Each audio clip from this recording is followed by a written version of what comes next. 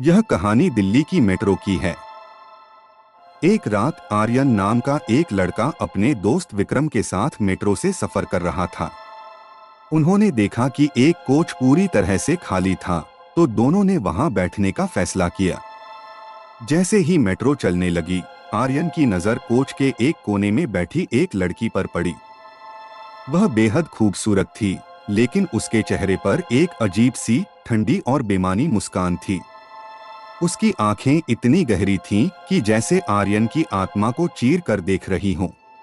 आर्यन ने विक्रम से कहा, यार देख वो लड़की कितनी सुंदर है। विक्रम ने उसकी ओर देखा, लेकिन कोने में कोई नहीं था। कौन सी लड़की?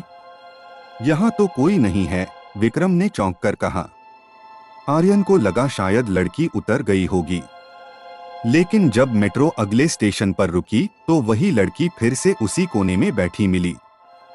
इस बार उसकी मुस्कान और भी खौफनाक लग रही थी, जैसे वह आर्यन को ही घूर रही हो। आर्यन का चेहरा सफेद पड़ गया। उसने घबराते हुए विक्रम से कहा, यार यह लड़की कुछ ठीक नहीं लग रही। यह यह इंसान नहीं है, विक्रम ने हंसते हुए कहा। अरे यार तू ज्यादा सोच रहा है, यह सब तेरे दिमाग का खेल है। लेकिन जैसे ही मेट्रो फिर से चली, वह लड़की अपनी सीट से उठकर धीरे धीरे आर्यन के पास आने लगी। उसके पैरों की आवाज मेट्रो की खामोशी में गूंज रही थी।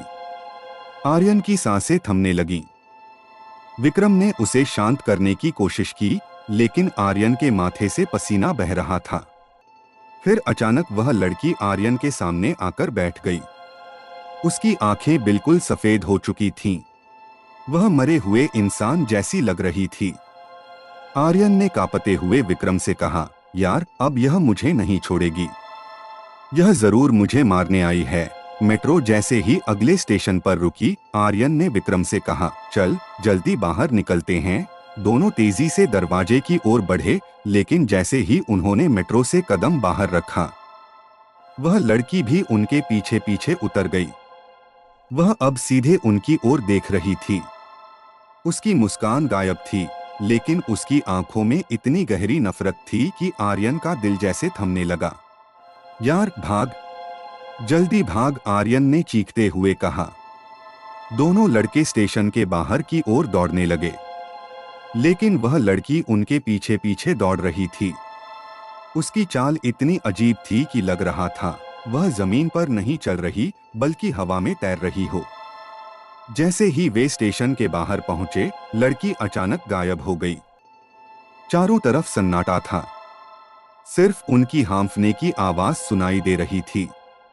उस रात के बाद आर्यन और विक्रम ने मेट्रो में सफर करने की हिम्मत नहीं की। आर्यन ने कभी नहीं बताया कि उस लड़की की मुस्कान और सफेद आंखों में उसने क्या देखा था, लेकिन कहते हैं कि वह लड़की आज भी दिल्ली की मेट्रो में नजर आती है। जो भी उसे देखता है, उसकी रातें डर और चीखों से भरी होती हैं। लोग बताते हैं कि उसकी नजरें इंसान की आत्मा को अपने साथ ले जाती हैं। क्या आप अगली बार दिल्ली मेट्रो में इस कोच में सफर करेंगे? वीडियो देखने के लिए आपका शुक्रिया। अगर आपको हमारा कंटेंट पसंद आया हो तो लाइक, शेयर और सब्सक्राइब करना न भूलें। अपने विचार और सुझाव हमें कमेंट्स में जरूर बताएं। फिर मिलते हैं अगले वीडियो में।